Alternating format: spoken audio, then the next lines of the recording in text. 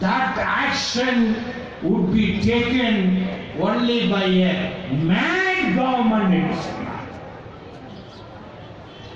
தமிழிலே சொல்ல வேண்டும் என்றால் முஸ்லிம்களை கிளர்ச்சி செய்யக்கூடிய வகையில், முஸ்லிம்களை புரட்சி செய்யக்கூடிய வகையில் பொது சிவில் சட்டத்தை திணிப்பதற்கான முயற்சியை எந்த ஒரு அரசு எடுக்க முன்வருமையானால் அது ஒரு பைத்தியக்கார அரசு என்று பாபா சாஹிப் டாக்டர் அம்பேத்கர் அவர்கள் சொன்னார்கள். இன்று டெல்லியை ஆட்சி செய்து கொண்டிருக்கக்கூடிய நரேந்திர மோடி ஆட்சிக்கு அழகான, தெளிவான, சரியான விளக்கத்தை அம்பேத்கர் அவர்கள் சொல்லி இருக்கிறார்கள். Mister Modi, your government is a mad government. Modi அவர்களே, உங்கள் அரசு ஒரு பைத்தியக்கார அரசு தான். ஏன்னா கருப்பு பணத்தை ஒழிக்க போகிறோம் அப்படின்னு சொல்லி ஒரு நாள் இரவிலே நவம்பர் 8 500 ரூபாய் நோட்டையும் 1000 ரூபாய் நோட்டையும் செல்லாது என்று அறிவித்தார். அதற்கு சில நாள் கழித்து புதிதாக 2000 ரூபாய் நோட்டு வந்திருக்கின்றது. அந்த நோட்டுல பின்னாடி பார்த்தீங்கன்னா ஒரு கண்ணாடி இருக்கின்றது. அந்த கண்ணாடியை பார்க்கக்கூடியவர்கள் எல்லோரும் என்ன நினைத்துக் கொண்டிருக்கின்றோம்? இது காந்தி தாத்தா கண்ணாடி என்று. அது காந்தி. நவம்பர் மாதத்தில் இந்த அறிவிப்பு வெளியாகிறது. இதே நவம்பர் மாதம் 15ஆம் தேதி தான் இந்த பிற சமயத்தை சார்ந்தவர்களும் ஒன்றுபட்டு இருக்க வேண்டும் என்பதற்காக வேண்டி தன்னுடைய உயிரை துறந்து சுட்டுக் கொண்டானே அந்த நாத்துராம் கோட்சேயும் ஆப்தேயும் இதே நவம்பர் 15ஆம் தேதி தான் தூக்கிலிடப்பட்டார்கள். அந்த வழக்கிலே ஒரு குற்றவாளி தான் வீதி சவாக்கர். தப்பிவிட்டார் போதுமான ஆதாரங்கள் இல்லாமல். அந்த சவாக்கருடைய கண்ணாடி தான் 2000 நோட்ல பின்னாடி இருக்கின்றது. அருமை சகோதரர்கள், எதற்காக சொல்ல வருகிறேன் என்றால் 400 கோடி ரூபாய் கள்ளப்பணம் இருக்கின்றது, கருப்பு பணம் இருக்கின்றது என்று பொருளாதார நிபுணர்கள் சொல்கிறார்கள். இந்த 400 கோடி ரூபாய் கருப்பு பணத்தை பிடிப்பதற்காக வேண்டி மோடி அரசு புதுசா ரூபா நோட்டை அச்சடிக்கிறாங்க. அதனுடைய செலவு எவ்வளவு தெரியுமா? 12,000 கோடி ரூபாய். அதனாலதான் பாபா சாஹிப் அம்பேத்கர் சொன்ன மாதிரி இது எந்த அரசு செய்யும்?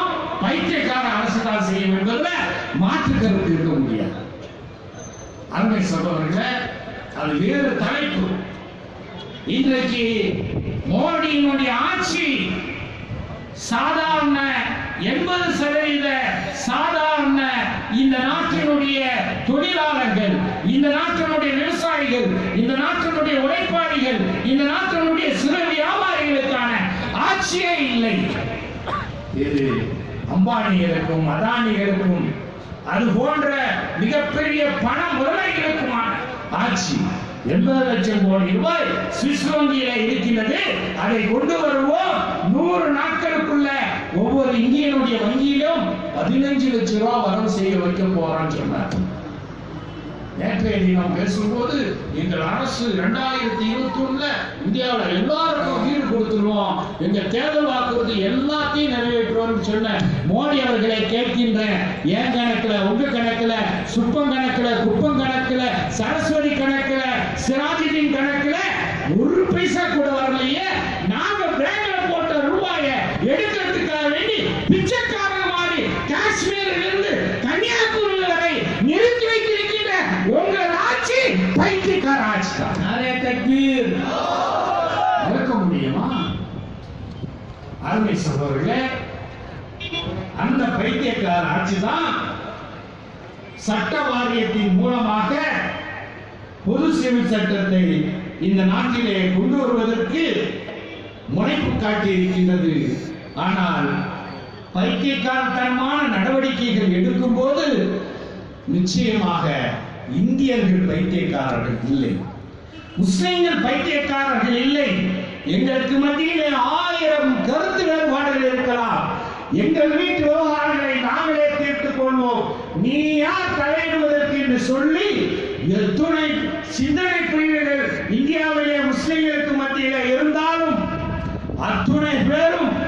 ஓரணியில இந்தியாவுடைய அரசியலமைப்பு சட்டத்துக்கு எதிராக மோடி அரசு கொண்டு வரக்கூடிய அந்த பொது சிவில் சட்டத்துக்கு எதிராக ஓரணியிலே திரண்டு ஒரு புதிய வரலாறை இன்ஷா அல்லாஹ் இந்தியாவிலே நாம் படைத்துக் கொண்டிருக்கிறோம். யாரே தக்பீர். அருமை சகோதரர்களே, முதலாவதாக ஒன்றை புரிந்து கொள்ள வேண்டும். இந்த யூனிஃபார்ம் சிவில் கோட் அப்படின்னு சொல்வது, பொது சிவில் சட்டம் என்று சொல்வது மிகவும் தவறான பதம், மிகவும் தவறான வார்த்தை.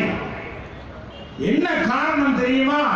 இந்தியாவிலே அனைத்து இந்திய குடிமக்களுக்கும், அவர்கள் முஸ்லிம்களாக இருந்தாலும் சரி, கிறிஸ்தவர்களாக இருந்தாலும் சரி, பார்சிகளாக இருந்தாலும் சரி, சீக்கியர்களாக இருந்தாலும் சரி, இந்துக்களாக இருந்தாலும் சரி, 99 விழுக்காடு, இன்னும் அதிகமாகவே சொல்லுவேன், 99.5 விழுக்காடு அனைவருக்கும் பொது சிவில் சட்டம் தான். மறுக்க முடியுமா? சிவில் சட்டம் எல்லாருக்கும் பொதுசு தான். ஒரு முஸ்லிமுக்கு எது வருமான வரி சட்டமோ அதுதான் ஒரு இந்துக்கும்.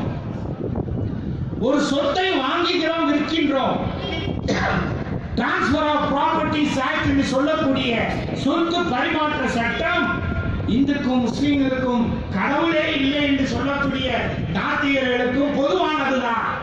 இல்லை என்று சொல்ல முடியுமா? கிரிமினல் சட்டம் எல்லாருக்கும் பொதுவானதுதான். கொலை செய்தால் 307, 302 தான். 307 தான் கொலை முயற்சிக்கு. எல்லாம் பொதுவாக தான் இருக்கு. அப்ப இது எதை பொது சிவில் சட்டம் என்று சொல்கிறார்கள் என்றால், திருமணம், விவாகரத்து, வாரிசுரிமை, தானம் அளித்தல், இவை மட்டும்தான் பொது சிவில் சட்டம் என்று சொல்லப்படுவதே முதல்ல தவறு. எப்படி சொல்ல வேண்டும் என்றால், பொது சிவில் சட்டம் என்று சொல்லாதே, you call it as uniform family laws, பொதுவான குடும்ப சட்டம் என்று சொல்லு. எனக்கு முன்னர் உரையாற்றிய சகோதரர்கள் குறிப்பிட்டது போல, India needs not a uniform civil law, but it needs a uniform family law. இந்தியாவுக்கு பொது சிவில் சட்டம் தேவையில்லை, ஆனால் பொது குடும்ப சட்டம் தேவை. அந்த பொது குடும்ப சட்டமாக இருப்பதற்கு தகுதியான ஒரு சட்டம் இருக்குமே, ஆனால் சவால் விட்டு சொல்கின்றோம். சவால் விட்டு மட்டுமல்ல, ஆதாரத்துடன், வரலாற்று ரீதியான ஆதாரத்துடன் சொல்கின்றோம். The Islamic family law is the best to be India's uniform family law. இஸ்லாமிய குடும்ப சட்டம் தான் இந்தியாவுக்கு பொதுவான குடும்ப சட்டமாக இருப்பதற்கு தகுதியானது. எனக்கு முன்னர் உரையாற்றிய நம்முடைய கண்ணியத்திற்குரிய கோவை, திருப்பூர், நீலகிரி மாவட்ட ஜமாத்துல் உலமா தலைவர் மரியாதைக்குரிய மௌலவி அப்துல் ரஹீம் இந்தாதி அவர்களும், நம்முடைய ஈரோடு தாவூதியா அரபிக் கல்லூரியினுடைய பேராசிரியர் மரியாதைக்குரிய சுல்தான் நசரத் அவர்களும் மிக தெளிவாக பல்வேறு செய்திகளை இங்கே சொன்னார்கள். இஸ்லாத்தில் பெண்களுக்கு எத்தகைய உரிமைகள், சிறப்புகள் கொடுக்கப்பட்டிருக்கின்றது என்பதை பற்றியெல்லாம் குறிப்பிட்டார்கள். தம்பி ஆரூர் சானவாஸ் அவர்கள் குறிப்பிடும் போது ஒன்றை மிக தெளிவாக சொன்னார். பிற சமய மக்களுக்கு நாம் என்ன, நம்முடைய கொள்கைகள் என்ன, என்ன இந்த சட்டம் என்பதை பற்றியெல்லாம் விரிவாக எடுத்துரைக்க வேண்டும் என்று சொன்னார். அருமை சகோதரர்களே, ஒன்றை தெளிவாக சொல்லிக் கொள்ள விரும்புகின்றோம். இது ஒரு வகையில நாம் நம்மை சுய பரிசோதனை செய்து கொள்ளக்கூடிய காரணமும் கூடதான். ஏன் இந்த சமூகத்திலே சாயிரா பானங்களும், இஸ்ரத் ஜஹான்களும், புதுக்கோட்டை ஷரீஃபா போன்றவர்கள் எல்லாம் உருவாகின்றார்கள் என்பதை நமக்கு நாமே சுய பரிசோதனை செய்து கொள்ள வேண்டிய ஒரு காலம். அதற்கு மிக அழகாக தெளிவாக ஹசரத் அவர்களை குறிப்பிட்டார்கள். இஸ்லாமிய குடும்பவியல் என்றால் என்ன, திருமணம் என்றால் என்ன, விவாகரத்து என்றால் என்ன, கணவனுடைய கடமையும் உரிமையும் என்ன, கணவனுடைய கடமையும் உரிமையும் என்ன, மனைவியுடைய கடமையும் உரிமையும் என்ன, அவர்கள் பெற்றெடுக்கக்கூடிய குழந்தைகளுடைய கடமையும் உரிமையும் என்ன, இதை பற்றி நம்முடைய நம்முடைய மக்களுக்கு மத்தியிலே மிகப்பெரிய அளவிலே நாம் விழிப்புணர்வை ஏற்படுத்த வேண்டும். அதனாலதான் நான் அடிக்கடி இந்த உரைகளிலே சொல்லும் போது, மலேசியாவுக்கு ஒரு திருமணத்திற்கு சென்றிருந்தேன். திருமணம் முடிவதற்கு 2 மணி நேரம் ஆகியது. இந்த 2 மணி நேரம் எங்களை போன்றவர்கள் அங்கே அழைத்து சென்றவர்கள் யாரும் பயான் செய்யவில்லை. மாறாக திருமணத்தை நடத்திய கத்தீப் முதல்ல மாப்பிள்ளைக்கு தெளிவாக இஸ்லாமிய குடும்பவியல் என்றால் என்ன, இஸ்லாமிய திருமணம் என்றால் என்ன என்று வகுப்பெடுக்கிறார். வகுப்போடு நின்றா பரவாயில்லை, அவர் எடுத்த வகுப்பின் அடிப்படையில் கேள்விகளை கேட்கின்றார். அவர் கேட்கக்கூடிய அனைத்து கேள்விக்கும் அந்த மாப்பிள்ளை சரியான பதிலை சொன்ன பிறகுதான் நிக்காவே எழுதுறார். திருமண வயதுடைய ஆணுக்கும் பெண்ணுக்கும் மலேசியா, சிங்கப்பூர் போன்ற நாடுகளிலே அந்த திருமண வயதுக்கு வரக்கூடியவர்களுக்கு கட்டாயமாக இந்த வகுப்பு நடத்தப்படுகிறது. அவர்களிலே தேர்ச்சி பெற்றால்தான் திருமணத்திற்கான தகுதி அவர்கள் அடைகின்றார்கள் என்ற ஒரு நிலையை உருவாக்கி இருக்கின்றார்கள். அது போன்ற ஒரு நிலை நிச்சயமாக நம்முடைய சமூகத்தில் வர வேண்டும். கண்ணியத்திற்குரிய உலமா பெருமக்களும் ஜமாத் தலைவர்களும் இதற்கான வழிவகைகளை செய்ய வேண்டும். அது ஒரு பக்கம் இருக்க, சில ஆண்டுகளுக்கு முன்னால் பழைய நினைவுகளுக்கெல்லாம் ஆலூர் சானவாஸ் அழைத்து சென்றார். 1985 ஏப்ரல் மாதம் உச்ச நீதிமன்றத்தில் ஷாபான வழக்கிலே ஷரியத்துக்கு எதிராக நீதிபதி சந்திரசூட் ஒரு தீர்ப்பை அளித்த போது அந்த தீர்ப்பை கண்டித்து சென்னையிலே முதல்ல மிகப்பெரிய ஒரு எழுச்சி மாநாட்டை இந்திய மாணவர் இஸ்லாமிய இயக்கத்தினுடைய முன்னேற்பாட்டில் அனைத்து கட்சிகளும் ஜமாத்துகளும் பங்கு கொண்ட அந்த மாநாடு ஒரு ரமலான் மாதம் நடைபெற்றது. மறைந்த மிகுந்த மரியாதைக்குரிய சிராஜின் மில்லர் அப்துல் சபர் சாஹிப் அவர்கள் அந்த மாநாட்டிலே பங்கு கொண்டார். அப்போது எனக்கு திருமணம் கூட முடிக்கவில்லை, 25 வயது வாலிபர் தான் அப்போது. அருமை சகோதரர்கள், அந்த நேரத்தில் நடந்த ஒரு நிகழ்வு தி வீக் என்ற ஆங்கில வார பத்திரிகையிலே வந்தது. அந்த ஆங்கில வார பத்திரிகையிலே தினேஷ் முகர்ஜி என்ற அதனுடைய பீகார் செய்தியாளர் ஒரு அருமையான தகவலை கொடுத்திருந்தார். என்ன தகவல் என்றால், பீகாரில் முஸ்லிம் சமூகத்தில் வரதட்சணை இல்லை என்ற ஒரு செய்தி, கயா மாவட்டத்திலே வாழக்கூடிய முஸ்லிம்களுக்கு மத்தியில் வரதட்சணையே இல்லை என்ற ஒரு செய்தி எங்களுக்கு வந்தது. இது உண்மைதானா? பீகார்ல முஸ்லிம் சமூகத்துல வரதட்சணை இல்லையா அப்படிங்கிற ஒரு செய்தி வந்தவுடன் நான் நேரடியாக அங்கே சென்றேன். கயா மாவட்டத்தில் முதலில் முஸ்லிம் அல்லாதவர்களை சந்தித்தேன். பிராமணர்களை சந்திக்கிறார், யாதவர்களை சந்திக்கிறார், தலித் மக்களை சந்திக்கிறார், பிற சமூகத்தை சார்ந்தவர்களை எல்லாம் சந்திக்கிறார். அந்த வீக் பத்திரிகையினுடைய நிருபர் முகர்ஜி அவர்களிடம் கேட்கின்றார், உங்க மாவட்டத்துல முஸ்லீம்களுக்கு மத்தியில வரதட்சணை இல்லையாமே, உண்மைதானா அப்படின்னு சொல்லும் போது அவர்கள் அனைவரும் ஆமாம், வரதட்சணை என்பது எங்களுடைய முஸ்லீம் சகோதரர்களுக்கு வீட்டில் நடக்கக்கூடிய கல்யாணத்துல வரதட்சணை இல்லை, அப்படிப்பட்ட ஒரு நிலை எங்க சமூகத்துக்கு வராதா அப்படின்னு நாங்க ஏங்கி தவித்துக் கொண்டிருக்கின்றோம் என்று பிராமணர்களும் சத்திரியர்களும் யாதவர்களும் சொல்லக்கூடிய ஒரு நிலையில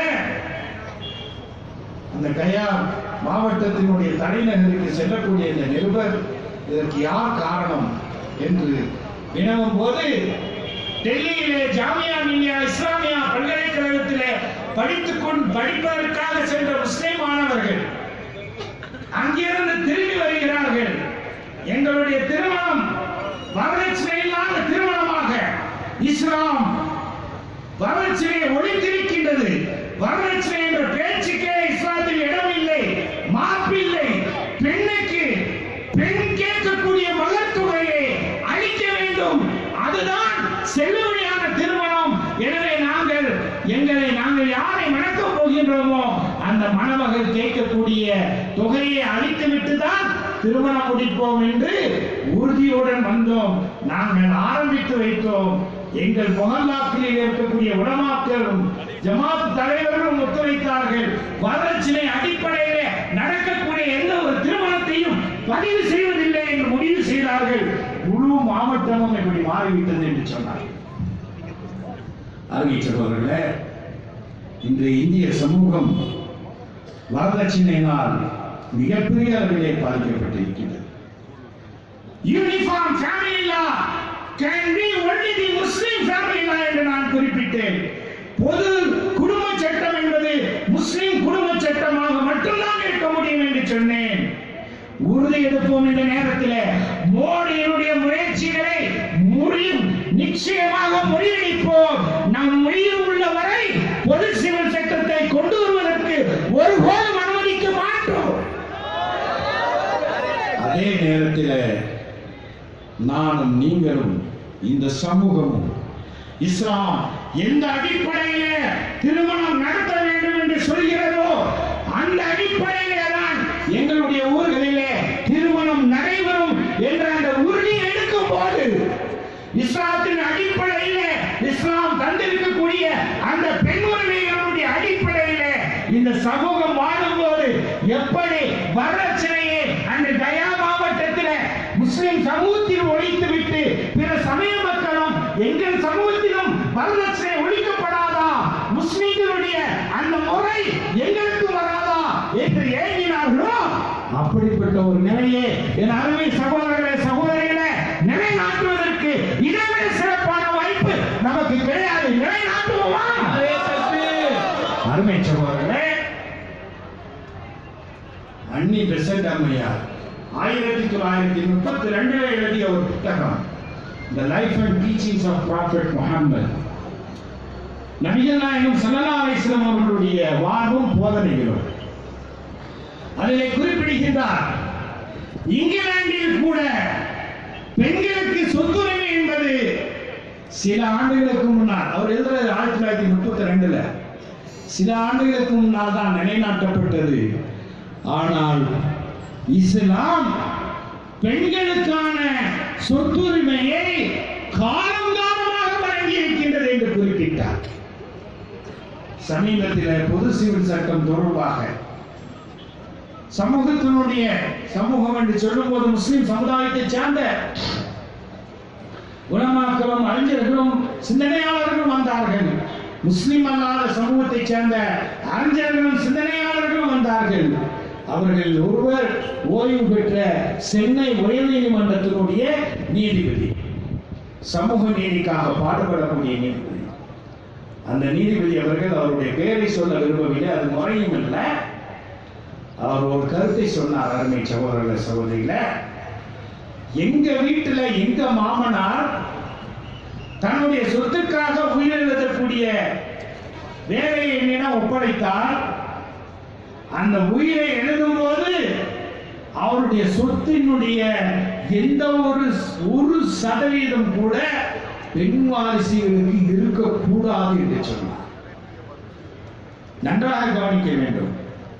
உயர்ந்த நிலையில் இருக்கக்கூடியவங்க ஒரு உயர் நீதிமன்றத்தினுடைய நீதிபதியாக இருந்து ஓய்வு கொடுக்க வேண்டும் என்று சட்டங்கள் இயற்றப்பட்டாலும் கூட தமிழகத்திலே கலைஞருடைய ஆட்சியிலே 1989 இந்த பெண்களுக்கும் சொத்திலே பங்கு உண்டு என்பதை சட்டமாக ஏற்றினாலும் கூட நடைமுறையில பெண்களுக்கு சொத்துல உரிமை இல்லை.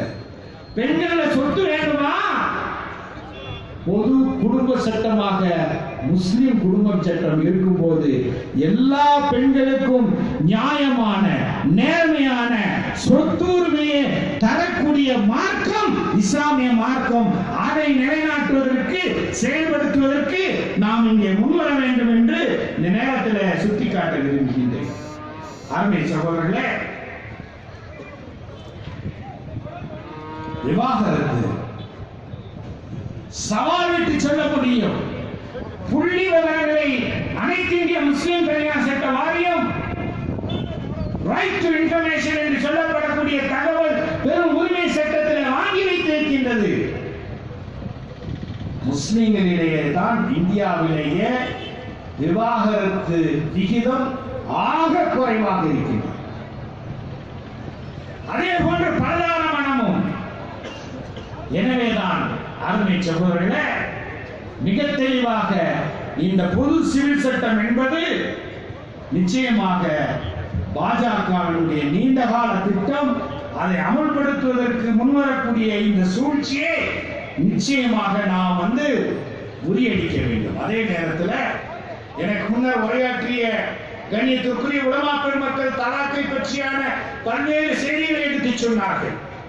இறைவனால் அனுமதிக்கப்பட்டவற்றில் இறைவனால் மிகவும் வெறுப்புக்குரியது தலாக் என்று அண்ணா பெருமானார் ஸல்லல்லாஹு அலைஹி வஸல்லம் அவர்கள் குறிப்பிடுகின்றார்கள். தலாக்கை பற்றி சொல்லக்கூடிய சூரத்துல் பக்ராவினுடைய அந்த வசனம், நீங்கள் பிரியும் போது கருணையுடன் பிரிந்து கொள்ளுங்கள். இந்த விஷயத்துல கருணையுடன் நடந்து கொள்ளுங்கள். பெண்கள் விஷயத்துல இதையெல்லாம் இந்த சமூகம் கவனத்தில் எடுக்கக்கூடிய அதே நேரத்தில் ஒன்றை மிக தெளிவாக நான் இங்கே குறிப்பிட விரும்புகின்றேன்.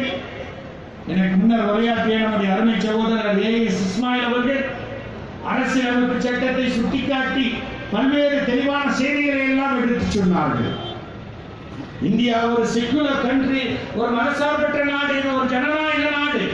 இந்த நாட்டினுடைய அரசியலமைப்பு சட்டத்தினுடைய 25வது பிரிவு எந்த ஒரு மதத்தை பின்பற்றவும் கடைபிடிக்கவும் பரப்புரை செய்யவும் உரிமை அளித்திருக்கின்றது. பாகிஸ்தான் ஒரு செக்குலர் கண்ட்ரி அல்ல, ஒரு மதசார்பற்ற நாடு அல்ல. பாகிஸ்தான் தன்னை தானே ஒரு இஸ்லாமிய நாடு என்று பிரகடனப்படுத்தி இருக்கின்றது. அந்த பாகிஸ்தான்ல பல கோளாறுகள் இருக்கின்றது. பாகிஸ்தானை ஒன்றும் நாம் நேசிக்கவில்லை. ஒரு தோற்று போன அரசுக்கு எடுத்துக்காட்டு தான் பாகிஸ்தான் என்பதுதான் என்னுடைய தனிப்பட்ட கருத்து. ஆனால் அந்த பாகிஸ்தானிலும் கூட இந்துக்கள் வாழ்ந்து வருகிறார்கள், சீக்கியர்கள் வாழ்ந்து வருகிறார்கள். அவர்களுக்கான குடும்ப சட்டத்தில் ஒரு போதும் அந்த அரசு தலையிடுவோம், இங்கே யூனிஃபார்ம் சிவில் கோடை கொண்டு வருவோம் என்று பாகிஸ்தான் ஜனநாயக நாடாக இருக்கும் போதும் சரி, அல்லது அய்யூப் கான், ஜியாவுல் ஹக் போன்ற டிக்டேட்டர்ஸ் சர்வாதிகாரிகள் மிலிட்டரி ஆட்சி நடைபெறும் போதும் கூட சரி, இந்துக்களுக்கும் சீக்கியர்களுக்கும் இன்னும் பிற சிறுபான்மை மக்களுக்கும் பாகிஸ்தான்ல வாழ்றவர்களுக்கு நாங்க பொது சிவில் சட்டத்தை கொண்டு வருவோம் சொல்லல. முஸ்லிம்கள் பெரும்பான்மையாக வாழக்கூடிய ஒரு ஜனநாயக நாடு மலேசியா, அங்கே செல்லுங்கள். வழிபாட்டு உரிமையிலிருந்து எல்லா உரிமைகளும் இந்து சமூக மக்களுக்கு கொடுக்கப்பட்டிருக்கின்றது. அவரவர்களுக்கு அவரவர்களுடைய குடும்ப சட்டம் அங்கே அமலிலே இருக்கின்றது. பக்கத்தில் இருக்கக்கூடிய இலங்கையும் சற்று தூரத்தில் இருக்கக்கூடிய தாய்லாந்தும் இடையில இருக்கக்கூடிய பர்மாவும் தங்களை புத்திஸ்ட் பௌத்த நாடுகள் என்று பிரகடனப்படுத்திக் கொண்டன. அங்கேயும் கூட வாழக்கூடிய முஸ்லிம்களுக்கு, வாழக்கூடிய இந்துக்களுக்கு, கிறிஸ்தவர்களுக்கு பொது சிவில் சட்டம் என்பது இல்லை. இந்தியா மட்டும் கொண்டு வருவதற்கு மோடி எடுக்கக்கூடிய முயற்சி, அம்பேத்கர் அவர்களுடைய வார்த்தைகளை சொல்ல போனால் நிச்சயமாக அது ஒரு பைத்தியக்கார முயற்சி என்பதில் மாற்று கருத்து இருக்க முடியாது. அருமை சகோதரர்களே, இறுதியாக ஒன்றை தெரிவித்து என்னுடைய உரைக்கு முற்றுப்புள்ளி வைக்கலாம் என்று நினைக்கின்றேன். தமிழகத்திலே அனைத்து அரசியல் கட்சி தலைவர்களையும், தமிழ்நாடு அனைத்து இஸ்லாமிய இயக்கங்கள் மற்றும் முஸ்லிம் கட்சிகளினுடைய கூட்டமைப்பின் சார்பாக இன்றைய எதிர்கட்சி தலைவர் திராவிட முன்னேற்ற கழகத்தினுடைய பொருளாளர் அன்பு சகோதரர் ஸ்டாலினிலிருந்து ஆரம்பித்து எல்லா அரசியல் கட்சி தலைவர்களையும், பாஜகவை தவிர அனைவரையும் சந்தித்து விட்டோம். ஆளுங்கட்சிக்கு கடிதம் கொடுத்திருக்கிறோம், அழைப்பார்கள் என்று நம்புகின்றோம். அத்துணை பேரும் ஓர் அணியிலே இன்று நிற்கக்கூடிய ஒரு காட்சி. அத்துணை பேரும் தமிழகமே பொது சிவில் சட்டத்தை எதிர்த்து நிற்கக்கூடிய இந்த நிலை உருவாக்கி இருக்கின்றோம். இது போன்ற ஒரு நிலை இந்தியா முழுவதும் உருவாக்குவதற்கான வேலைகள் நடந்து வருகின்றது. அதே நேரத்தில் அனைத்து இந்திய முஸ்லிம் தனியார் சட்ட வாரியத்தில் மிக தெளிவாக பொது சிவில் சட்டத்தை திணிப்பை ஒருபோதும் இந்த சமூகம் ஏற்றுக்கொள்ளாது என்ற உறுதியை நாம் எடுத்திருக்கின்றோம். இன்ஷா அல்லாஹ் நாமும் எடுப்போமா? அது ஒரு பக்கம் இருக்க, இன்னொரு மிக முக்கியமான 2 விஷயங்கள். ஒன்று, முஸ்லிம் தனியார் சட்ட வாரியத்தில் பெண் உறுப்பினர்கள் இருக்கிறார்கள், மருத்துவர்கள் இருக்கிறார்கள், வழக்கறிஞர்கள் இருக்கிறார்கள், அரசியல் கட்சி ஈடுபாடு உடையவர்கள் இருக்கிறார்கள். இப்போது கல்கட்டாவிலே நடைபெற்ற முஸ்லிம் தனியார் சட்ட வாரியத்தில் தனியாக பெண்கள் பிரிவு என்று ஒரு பிரிவு உருவாக்கப்பட்டு இருக்கின்றது. ஒவ்வொரு மாநிலத்திலும் பெண்களுக்கான பிரிவு இருக்கும். அது மட்டுமல்லாமல் பெண்கள் தங்களுடைய குடும்ப பிரச்சனைகளை பற்றி சொல்வதற்காக வேண்டி ஹாட் லைன் என்று சொல்றாங்க பாருங்க, அந்த மாதிரி ஹெல்ப் லைன் என்று சொல்கிறார்கள். நேசக்கரங்கள் அவர்களுடைய குறைகளை கேட்டு அதற்கான தீர்வு கூறுவதற்காக வேண்டி நான் பேசும்போது சொன்னேன், இது ஆல் இந்தியா முஸ்லிம் பர்சனல் போர்டு. உருது மட்டும் பேசக்கூடியவர்கள் இந்தியாவில் இல்ல, மலையாளம் பேசக்கூடியவர்கள் இருக்கிறார்கள், தெலுங்கு பேசக்கூடியவர்கள் இருக்கிறார்கள், தமிழ் பேசக்கூடியவர்கள் இருக்கிறார்கள், வங்காளி பேசக்கூடியவர்கள் இருக்கின்றார்கள். இவற்றையெல்லாம் ஒன்று சேர்த்து வாரியத்தினுடைய செயல்பாடு அமைக்க வேண்டும் என்று ஒரு கோரிக்கை வைத்தேன். இந்த ஹாட்லைன் பெண்களுக்கான சிறப்பு தொடர்பு எண்ணு தமிழ் உட்பட 8 மொழிகளில் இன்ஷா அல்லாஹ் செயல்பட ஆரம்பிக்கப்பட்டிருக்கிறது. அருமை சகோதரர்களே, இதெல்லாம் ஒரு பக்கம் இருக்க, இன்றைய தினம் நாம் இந்த மோடி ஆட்சியில ஒரு அவசர நிலையில இருக்கிறோம். இஸ்மாயில் அவர்கள் குறிப்பிட்டது போல லவ் ஜிஹாத் நான் முதல்ல, அப்புறம் கர்வாபஸ் என்றான், அப்புறம் மாட்டிறைச்சி என்றான், மாட்டை கழித்து சாக்கிய நாயகன்னா, அப்புறம் ஷரியத்திலே கை வைக்கக்கூடிய ஒரு நிலை. ஒன்றை தெளிவாக இங்கே பிரகடனப்படுத்தி சொல்ல விரும்புகின்றேன். மிக தெளிவாக எத்துணை காட்டுமிராண்டித்தனமான அம்பேத்கர் அவர்களுடைய வார்த்தைகளில் சொல்ல வேண்டும் என்றால் பைத்தியக்காரத்தனமான நடவடிக்கைகளை நீ எடுக்கும் போது நிச்சயமாக முஸ்லிம் சமூகம் மட்டுமல்ல, இந்த இந்தியாவை நேசிக்கக்கூடிய, இது ஒரு கதம்ப மலர் தோட்டம் என்ற எண்ணத்தில் உள்ள கோடிக்கணக்கான இந்தியர்கள் ஒன்று சேர்ந்து மீண்டும் பாஜக டெல்லியில் மட்டுமல்ல இந்தியாவிலிருந்து எந்த மாநிலத்திலும் ஆட்சிக்கு வர முடியாத நிலையை நிச்சயமாக இன்ஷா அல்லாஹ் உருவாக்குவோம், அதற்காக வேண்டி உழைப்போம் என்று சொல்லி விடைபெறுகின்றேன். நன்றி.